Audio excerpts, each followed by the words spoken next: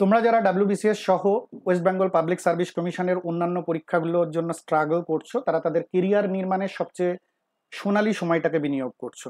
তো হঠাৎ যদি তোমার অজান্তে এমন হয় তোমার সামনে নিজেকে প্রমাণ করার সুযোগটাই বন্ধ হয়ে গেল, তাহলে যে কালো ছায়া তোমার নেমে আসবে সেটা খুবই প্যাথেটিক। সেটা যদি জ্ঞাত স্বরে হয়, তুমি জেনে বুঝে ডেলিবারেটলি করো, তাহলে you are not part of my curriculum. কিন্তু এমন কয়েকটা বিষয় আছে যেটা অজ্ঞাত স্বরে অনিচ্ছাকৃতিও ঘটে যেতে পারে, অনিচ্ছাকৃত।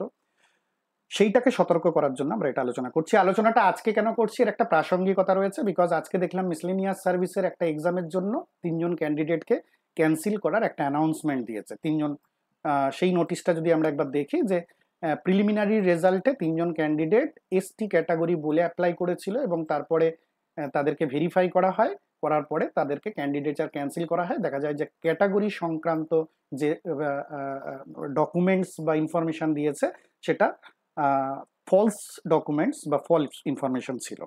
তাহলে এদের প্রথম পানিশমেন্ট হলো যে পার্টিকুলার ওই এক্সামটাই ওরা দিতে পারলো না, মেবি দেখা যাবে ওদের নাম্বার যদি ওদের নিজস্ব ক্যাটাগরির থেকেও বেশি হয়, এটা ফার্স্ট পানিশমেন্ট। ফিউচার কনসিকুয়েন্স কি হতে পারে সেটা নিয়ে আমরা আলোচনা করব। এই ধরনের কিছু ঘটনা যদি তোমরা ঘটাও, তাহলে ফিউচার কনসিকুয়েন্স যেটা হতে পারে সেটা হচ্ছে, পিএসসির ওয়েবসাইটে গেলে প্রতিটা এক্সামের ক্ষেত্রেই এরকম ঘটনা প্রায় ঘটে। দেখবে এক্সামিনেশন সেকশনে গেলে লিস্ট অফ ডিভার্ড ক্যান্ডিডেটস, সেখানটা খুললে দেখতে পাবে এরকম ক্যান্ডিডেটের কোন পরীক্ষায় তার নাম কত বছরের জন্য তাকে ডিবার্ড করা হয়েছে, অর্থাৎ সে 10 বছরের জন্য পরীক্ষা দিতে পারবে না, এই যে ফার্স্ট ক্যান্ডিডেট। তারপর 3 বছর, 3 বছর, 10 বছর, অর্থাৎ তোমার অপরাধের ইন্টেনসিটি অনুযায়ী এটা ডিসাইড করা হয়। তো এবার প্রশ্ন হচ্ছে যে কি কি কারণে করা হয়। আমি আগেই বলেছি যে এমন কিছু কারণ আছে যেগুলো খুব খালি চোখে দেখা যায়, সেই জিনিসগুলো নিয়ে আমি আলোচনা করব না। যে বিষয়গুলো তোমার অজান্তে বা হ্যাবিচুয়েটেড হয়ে গেছে, তুমি ক্যাজুয়ালি নিয়ে থাকো, সেই কারণগুলোকে আলোচনা করব, সেটা একটু সতর্ক যাতে থাকো। দুটো মূল কারণ যে জিনিসের জন্য তোমার হতে পারে, সেটা হচ্ছে ম্যাল প্র্যাকটিস ইন এক্সাম হল। এটা আমরা সবাই জানি যে ইউজিং আনফেয়ার মিনস বলে লেখাই থাকে ইনস্ট্রাকশনে। এবার ইউজিং আনফেয়ার মিনসটা কেন তোমাদেরকে বলছি, কারণ হচ্ছে কি, ছোটবেলা থেকে একাডেমিক লাইফের পরীক্ষা বা কম্পিটিটিভ এক্সামের পরীক্ষায় আমরা পাশের জনকে একটু জিজ্ঞেস করা, ঘাড় ঘুরিয়ে একটু জিজ্ঞেস করা, এই অভ্যাস আমাদের খুবই কমন। এবং এখানে যেটা করেন যারা ইনভিজিলেটর থাকেন বা যারা গার্ড দেন, তারা একটু বকাঝকা করেন, একটু সাইডে সরিয়ে দেন, একটু তুলে অন্য জায়গায় বসিয়ে দেন, এই পর্যন্ত হলের মধ্যেই বিষয়টা মিটে যায়। কিন্তু অতীতে এমন কিছু নমুনা আছে, বিষয়টা তোমাকে বুঝতে হবে ইনভিজিলেটরের পালস এবং তুমি নিজে তোমার মুড কখনোই কোনো তর্ক বিতর্কের পর্যায়ে নিয়ে যাবে না।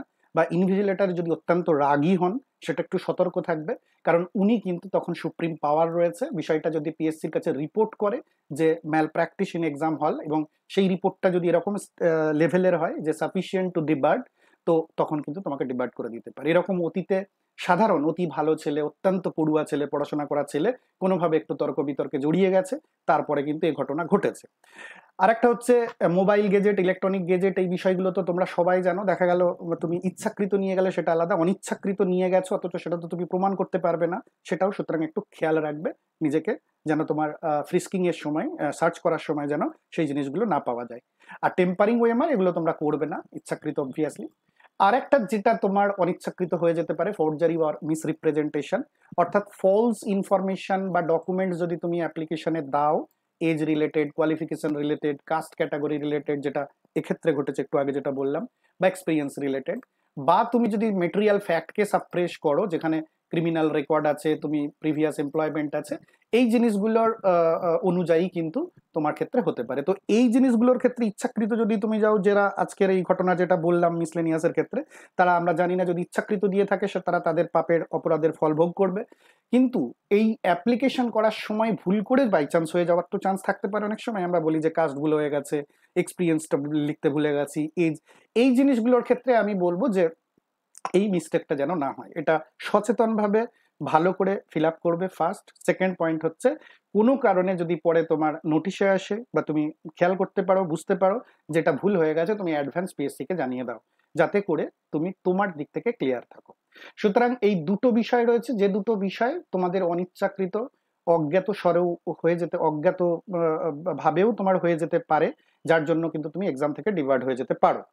এবার বাকি যে পয়েন্টস গুলো যে কারণে হতে পারে, সেগুলো জেনারেলি তোমরা করবে না, কারণ এগুলো আলাদা করে বোঝার কিছু নেই। তুমি যদি অফিসিয়ালসদের সাথে, যারা স্টাফ, ইনভিজিলেটর, মিসবিহেভিয়ার করো, তুমি যদি এক্সাম হলে বাধা সৃষ্টি করো, তুমি যদি ঘুষ দেওয়ার চেষ্টা করো, ইনফ্লুয়েন্স করার চেষ্টা করো, বা ইমপার্সোনেশন প্রক্সি চেষ্টা, যে কোনো ধরনের এই ধরনের প্রয়াস, ইমপার্সন তোমার হয়ে পরীক্ষা দিতে যাওয়া, তুমি কারোর হয়ে পরীক্ষা দিতে যাওয়া, এই জিনিসগুলো করো, বা মেজর কোনো ইনস্ট্রাকশনকে ভায়োলেট করো, তাহলে সেই জিনিসগুলো আলাদা। তো সেটা নিয়ে বিষয় না, কারণ আমরা ওগুলো কেউ করবো না। আমরা যে দুটো জিনিস খেয়াল রাখবো সেটা হচ্ছে আমরা যে ইউজুয়াল আমাদের যে হ্যাবিচুয়াল প্র্যাকটিস যেটা আছে, যে আনফেয়ার মিন্স বলতে পাশের জনকে তাকানো, এটা কিন্তু ইনভিজিলেটরের পালস বুঝে একটা লিমিট পর্যন্ত রাখবে, সেটা যেন রিপোর্ট করার পর্যায়ে যেন না চলে যায়। ফরজারি আর মিসরিপ্রেজেন্টেশন ইন্টেনশনালি ডেলিবারেটলি তো করবে না, যদি অনিচ্ছাকৃত হয় যাতে না হয় সেটা সতর্ক থাকবে, আর যদি হয়ে যায় তাহলে অ্যাজ আর্লি অ্যাজ পসিবল কিন্তু সেটা কারেকশনের জন্য পিএসসিকে চিঠি করে দেবে, তাহলে এটা থেকে তোমরা মুক্ত থাকতে পারবে। তো সব মিলিয়ে আজকের ভিডিও এই পর্যন্তই, এইটুকু অংশ। এটা খুব একটা প্রাসঙ্গিক ইমিডিয়েট কোনো কিছুর সঙ্গে প্রাসঙ্গিক বা লিঙ্কড নয়। পার্মানেন্টলি যারা পিএসসি পরীক্ষার সাথে যুক্ত তাদের জন্য এই ভিডিওটা গুরুত্বপূর্ণ, প্রয়োজনীয় মনে রাখার জন্য। এনিওয়ে, ভিডিওটা যদি ভালো লেগে থাকে, ভালো লাগার তো কিছু নেই, ভিডিওটা ভয় লাগানোরই, তো কি করবে?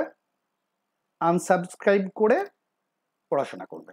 শুধু আমার চ্যানেল নয়, সব চ্যানেল।